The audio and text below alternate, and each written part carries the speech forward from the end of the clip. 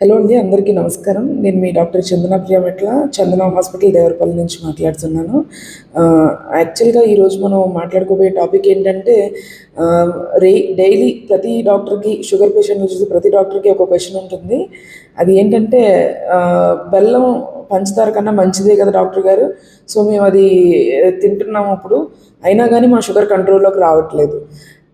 అయితే ఇప్పుడు నేను మీ అందరికీ చెప్పాలనుకున్నది ఏంటంటే, బెల్లం షుగర్ కన్నా మంచిదైతే కాదండి.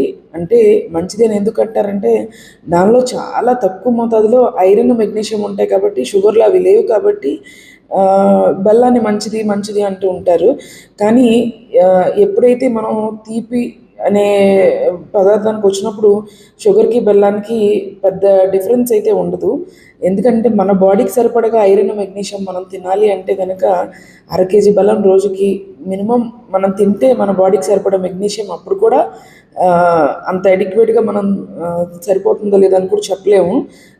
ఎందుకంటే డైలీ మన బాడీకి అవసరమైనంత ఐరన్ ఆ బెల్లంలో మనం తినేలోగా ఈ బ్లడ్లో ఉన్న షుగర్స్ చాలా హై అయిపోతాయి అన్నమాట. సో అది హెల్తీగా తినాలి అని అంటే అది ఒక పెద్ద మిస్టేక్ అవుతుంది అందరికీ.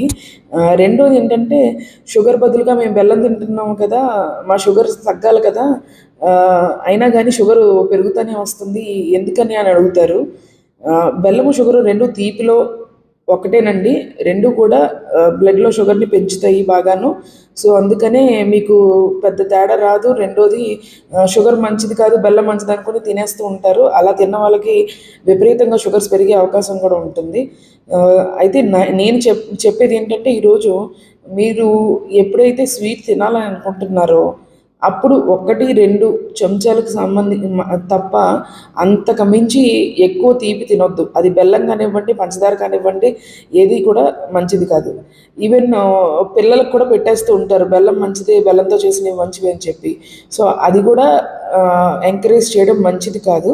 మీరు ఆహ్, పంచదారని ఎలా అయితే అనుకుంటున్నారో బెల్లం కూడా సేమేనండి. సో రెండిటికి ఏమీ పెద్ద తేడా లేదు. జస్ట్ కొంచెం ఏదో లైట్‌గా కొంచెం మోతాదులో ఐరన్, మెగ్నీషియం ఉంటాయి అంతే. అది ఏ బెల్లమైనా కానివ్వండి.